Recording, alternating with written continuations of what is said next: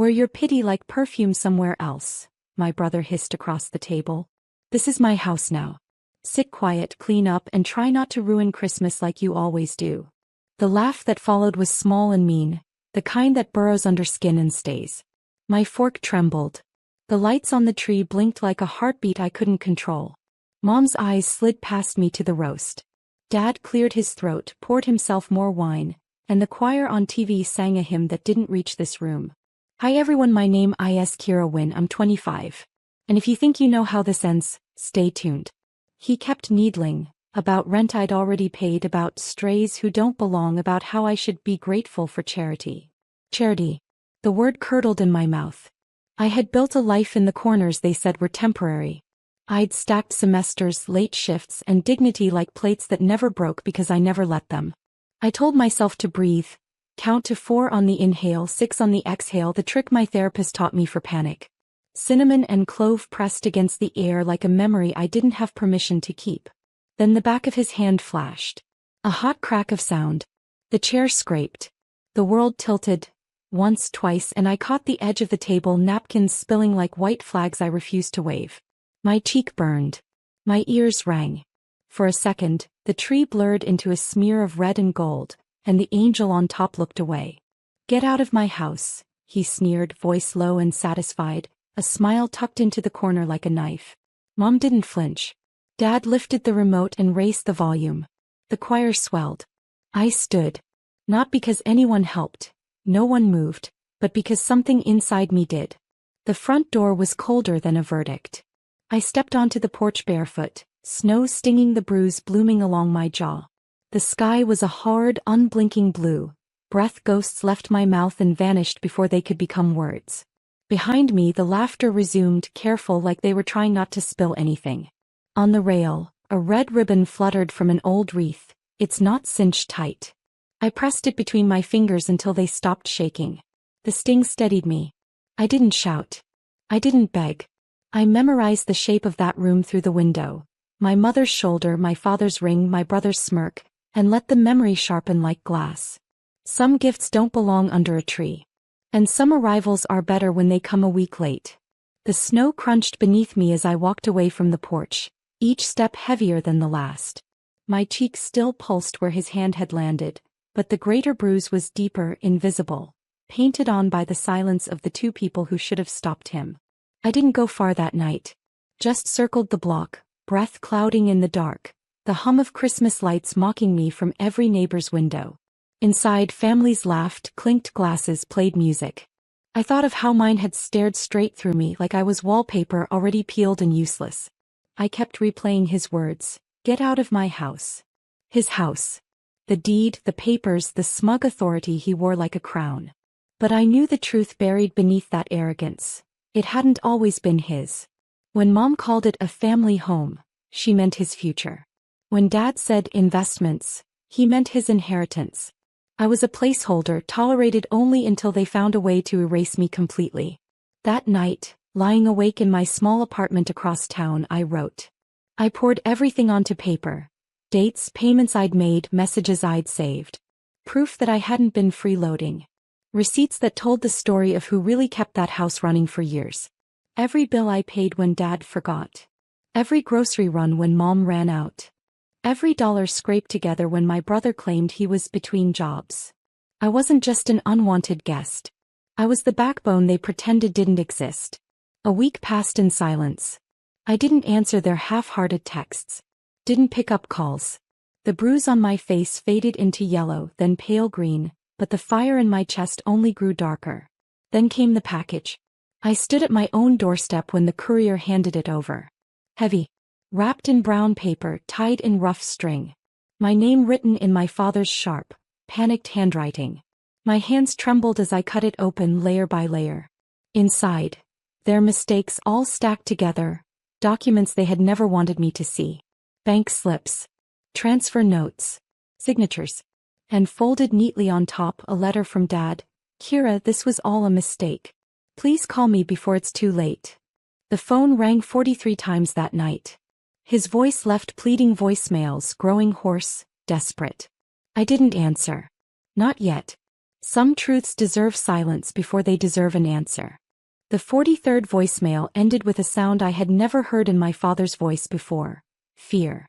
Not anger, not control, not the usual condescension. Fear. It almost softened me. Almost. I sat on the floor surrounded by the contents of the package. My fingertips were smudged with ink and dust from the documents. The evidence was undeniable. Quiet transfers, signed papers tucked under clauses they assumed I'd never read, deals that bled money from the house into accounts I hadn't known existed. But I had known something. I remembered the odd days when the electricity bill arrived late, when Dad muttered about missing deposits, when Mom whispered about covering tracks. I'd carried their negligence without realizing it. Till now. The receipts I saved weren't just my shield, they were now my sword. Every utility I paid, every repair I covered, every check I wrote when Dad forgot his wallet, became a tally mark against them.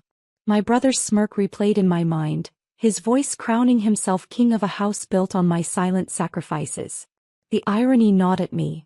They thought I was disposable, but I had become their ledger. And the ledger never lies. I imagined walking back into that dining room, documents in hand, slamming them on the table where the roast had sat. Watching Mom choke on her wine, Dad freeze mid-pour, my brother's smugness curdle. But fantasy wasn't enough. If revenge was to be real, it had to land harder than a slap. I tucked everything neatly into a black folder. My hands were steady now. My breath calm. Snow still clung to the edge of the windowsill, but inside me the storm had cleared into something sharper. Resolve.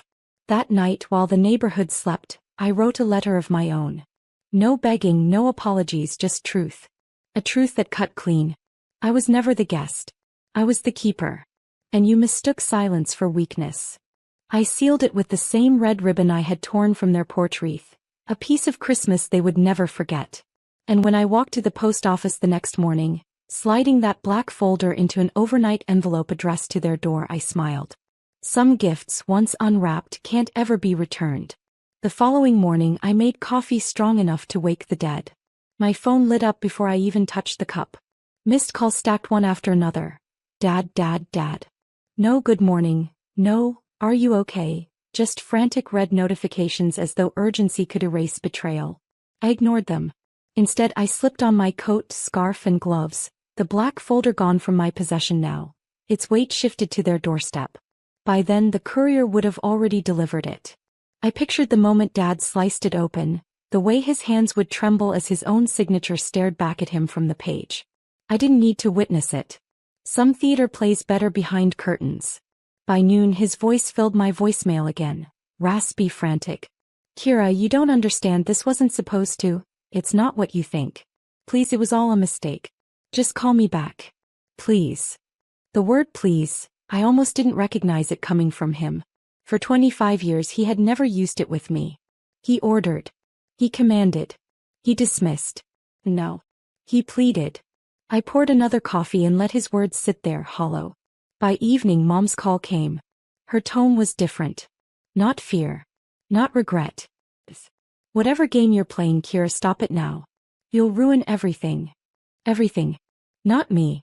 Not family. Just everything. I hung up before she could finish. But my brother, he stayed silent. No calls. No messages. Not a whisper. And that silence was louder than all their begging combined. Because silence meant scheming.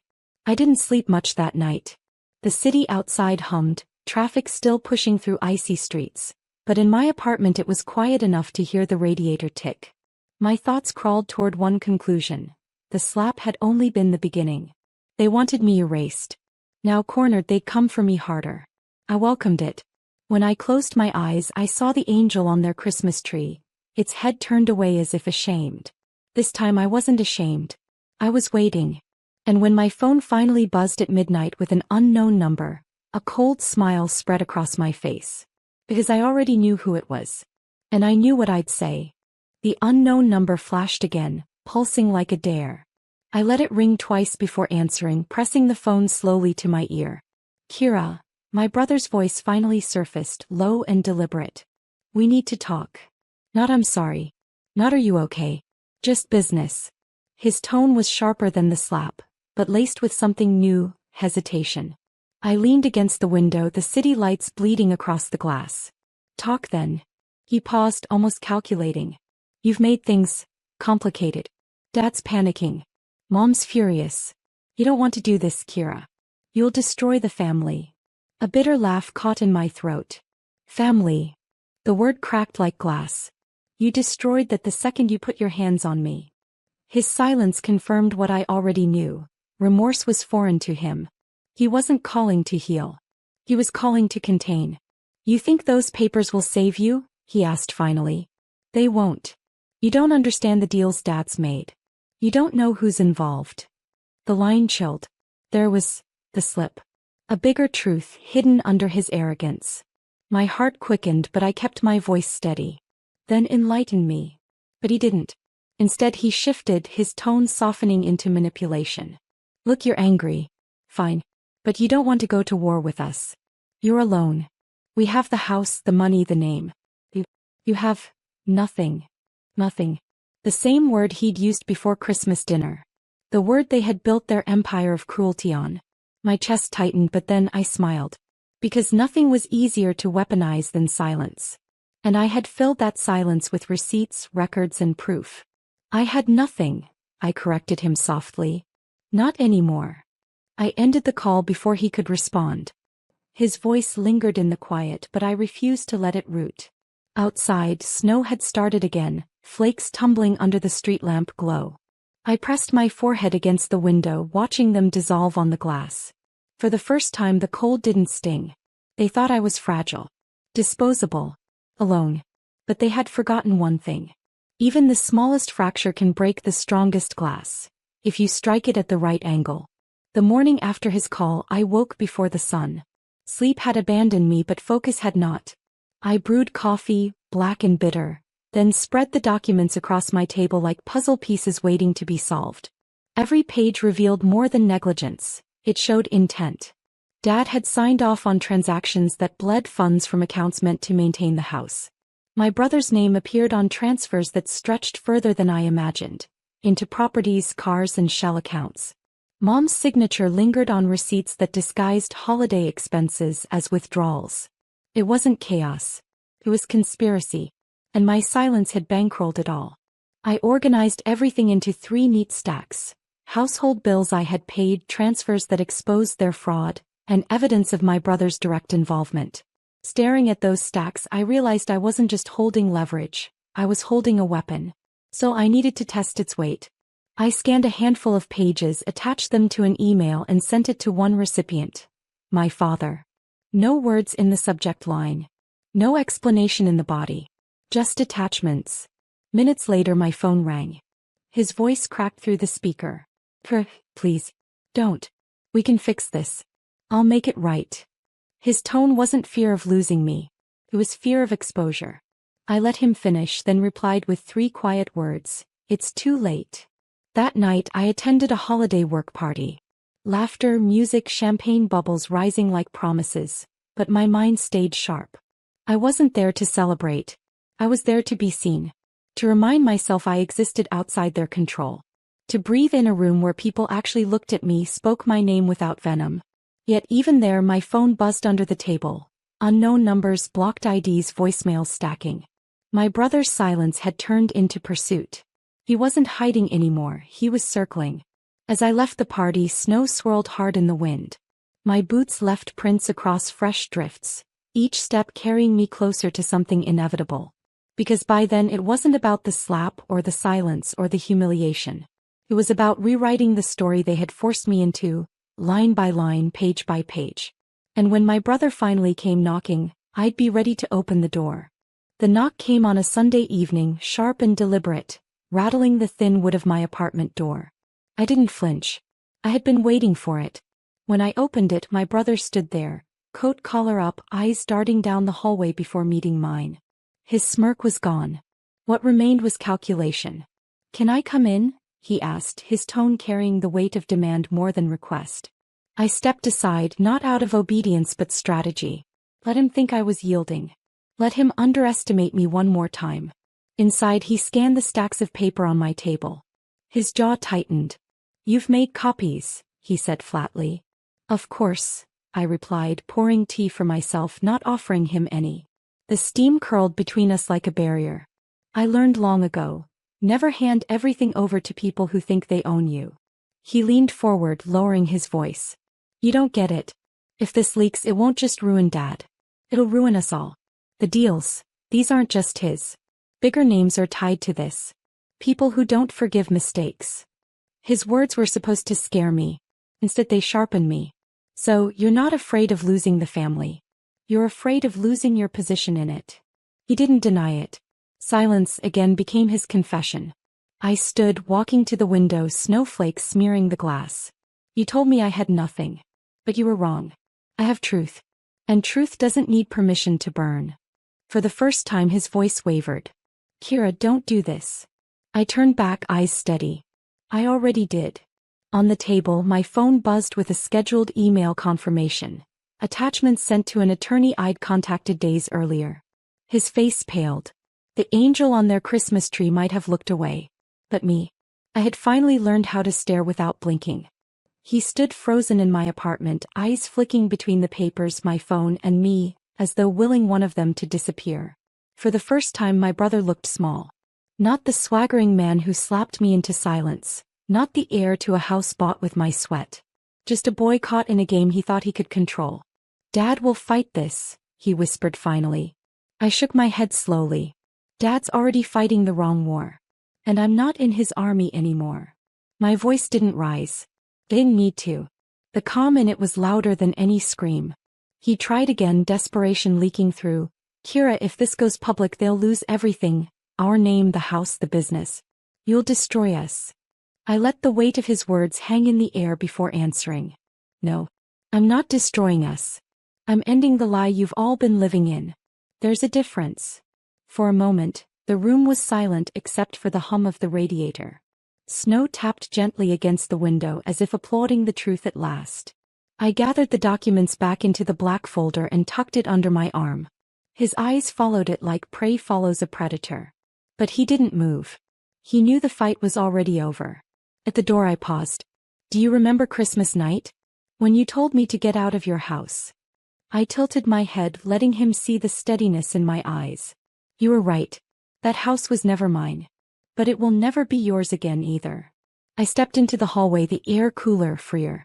Behind me, his voice cracked once more, a plea I didn't turn back for. Because poetic justice doesn't need an audience. That week their empire began to crumble, quietly at first, then all at once. Accounts frozen. Deals questioned. Reputations unraveling like ribbon torn from a wreath. As for me, I didn't celebrate. I didn't gloat. I simply walked away lighter, leaving behind the ashes of a family that had already burned itself. And for the first time I didn't feel like nothing. I felt whole.